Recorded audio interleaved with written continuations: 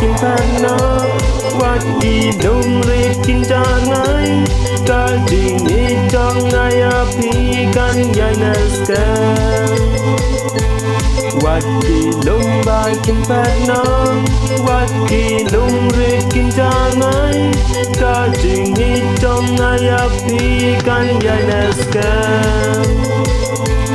để tăng kinh giác phật ba ngàn nhai na pi ha chi nghe sa này ngăn lum biang như pi để tăng kinh giác phật ba ngàn nhai na pi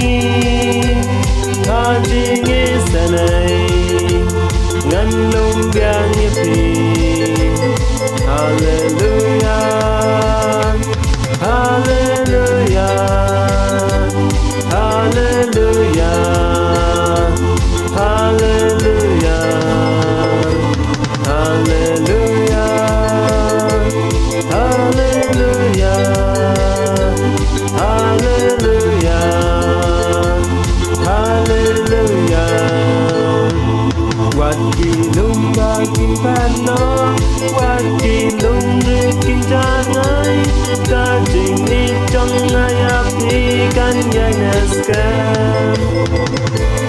quạt kỳ lung ba kim phan nó quạt kỳ lung rê kim cha ngay ta trình đi trong ngay áp hi căn nhai naska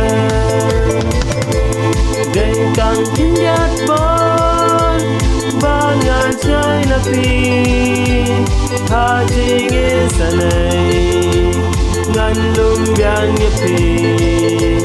để tăng kinh giác bón ba ngàn trái na pi ha chi nghe sa này ngăn lum biang như pi